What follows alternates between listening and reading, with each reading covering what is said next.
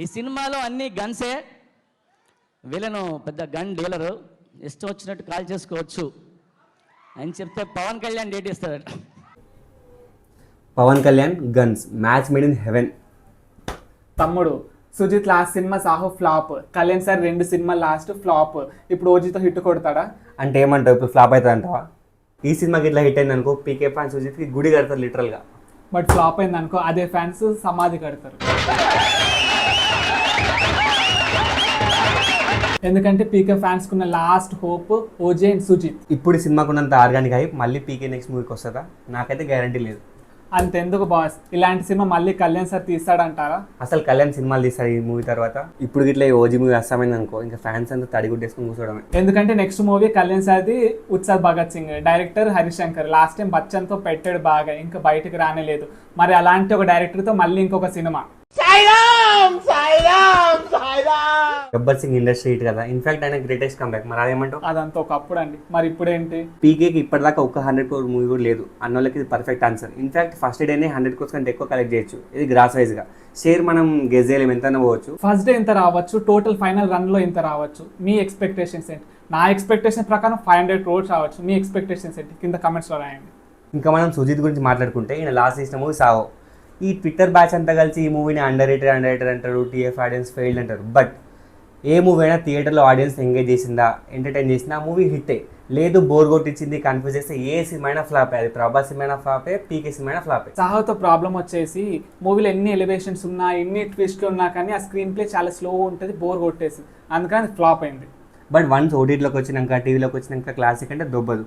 థియేటర్లో నచ్చాలి, ఎంగేజ్ చేయాలి. సాహో జైలే ఫ్లాప్ అయింది, ఎండ్ ఆఫ్ డిస్కషన్. ఇంకా దీంట్లో డిస్కషన్ లేనే లేదు. అంతెందుకు, మీలో ఎంతమంది ఇక కాఫీ షాప్స్ అర్థమైంది? నాకైతే ఇప్పటిదాకా అర్థం కాలేదు. మీలో ఎవరికైనా అర్థమైతే చెప్పండి ఆ సీన్ ఏంటో. But this time Sujeeth is directing his favourite actor. ఒక డైరెక్టర్ తన ఫేవరెట్ యాక్టర్ని డైరెక్ట్ చేస్తే మనం ఎలా ఉంటుందో మనం రిజల్ట్ చూసాం ఆల్రెడీ పాస్ట్లో. ఒక గబ్బర్ సింగ్, ఒక వాల్తేరు వీరయ్య, ఒక పేట, ఒక విక్రమ్. మరి ఇప్పుడు సుజిత్ ఆ లిస్ట్లో జాయిన్ అవుతాడంటారా? చూద్దాం, విల్సి. నా భయం అంతా ఒకటే, పీకే ప్రాపర్గా ఈ మూవీకి ఎఫర్ట్స్ పెట్టినా లేదా. అంటే మనం చూసినాం హరిహర వీరమల్లో సగం సెట్స్, సగం విఎఫ్ఎక్స్. సో ప్రాపర్గా కాల్ షీట్స్ ఇచ్చిందా లేదా. అండ్ సుజిత్ కూడా 100% వాడుకున్నా లేదా పవన్ కళ్యాణ్. ఇవి వాడుకోకపోతే సగం మొత్తం విఎఫ్ఎక్స్లో ఉంటే మాత్రం ఈ మూవీ కూడా గంగలు కలిసినట్టే.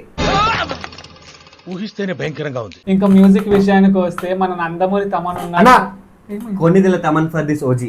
అది మన కొన్నిదేల తమన్ చెప్పాడనమాట స్టేజ్ మీద. అనిరుద్ధ్ తమిళ్లో ఇచ్చిన మూవీస్ అన్ని బ్యాక్గ్రౌండ్ మ్యూజిక్ కి టీఎఫ్ఐ నుంచి ఒక బెస్ట్ ఆన్సర్ ఇది OG. Jailer, Leo, beast, Vikram, ఈ 4 సినిమాలు కలిపి ఒక ఓజీ ఆన్సర్ ఇస్తుంది. ఒరే బోండామ్గా ఏం దాక్కొట్టినావు సామి, ఏ హై క్వాలిటీ సరుకురా, చచ్చిపోతాం మా థియేటర్ శవాలు వేస్తే. ఇప్పటివరకు వచ్చిన BGMs like OG title track కానీ, ఆ ఫైట్ స్ట్రామ్ కానీ, మొన్న వచ్చిన ఓమి ట్రాన్స్ కానీ, నిన్న వచ్చిన ఆ గన్స్ అండ్ రోజెస్ కానీ, అమ్మ బాబోయ్ తమన్ ఘోరంగా ట్వీట్ చేసిండు. Background music okay, but songs గురించి మాట్లాడుకుంటే ఈ మూవీలో ఫస్ట్ సాంగ్ వచ్చేసి ఫైట్ స్ట్రామ్. నాకు ఇది విన్నప్పుడు ఏంటబ్బా మనకి ఎక్కట్లేదు ఏంటి ఆ లిరిక్స్ అని అనుకున్నా. బట్ వింటూ ఉంటే జుమ్మని ఎక్కేసింది. అసలు ఆ సాంగ్ లిరిక్స్ ఏంటి, మధ్య ర్యాప్ వస్తుంది, ఆ ర్యాప్ ఏంటి, ఆ ట్రాన్సిషన్స్ ఏంటి, ఆ ఎడిటింగ్ ఏంటి, మీ అమ్మ ఏం దాగొట్టినా తమ్మని అంత బాగా సూపర్ సాంగ్. అసలు ఐ లవ్ దోస్ సాంగ్స్. పిచ్చి ఎక్కేసింది నాకైతే. బట్ సుబి సాంగ్ అట్లా కాదు బ్రో, ఫస్ట్ టైంకి ఎక్కేసింది సాంగ్. ఆ బ్యూటిఫుల్ కెమిస్ట్రీ అసలు ప్రియాంకకి పవన్ కళ్యాణ్కి మధ్యలో ఆ వోకల్స్ కూడా ఎంత బ్యూటిఫుల్ ఉంటే అసలు వింటూ ఉంటే హనీ పోసుకున్నట్టు ఉంటుంది. ఇంకా ఈ సినిమాలో మెయిన్ విలన్ వచ్చేసి ఇమ్రాన్ హష్మి. నాకైతే ఎక్కువ హోప్స్ లేవు భయ్యా, పవర్ఫుల్గా చూపిస్తారు అది నాకు డౌటే. ఫ్యాన్ అని చెప్పి హీరో భజన వేసుకుంటూ హీరోని మాత్రం ఎలివేట్ చేస్తే విలన్కి బొక్క పడుతుంది. ఏ సినిమా అయినా విలన్కి గట్టి స్కోప్ ఉంటేనే హీరో లేస్తాడు, లేదంటే సినిమా పడిపోతుంది. ఈ మూవీకి ఈ లెవెల్ హైప్ రావడానికి one of the biggest reason ఏంటంటే ఈ మూవీ యొక్క back drop, gangsters, syndicate, mafia. Already మనం టీజర్స్ లో గ్లిమ్స్ లో చూసాం. అలాంటోడు మళ్ళీ తిరిగి వస్తే ఎలా ఉంటుందో, బ్లడ్ బాధే. అలాంటోడు మళ్ళీ తిరిగి వస్తున్నాడు అంటే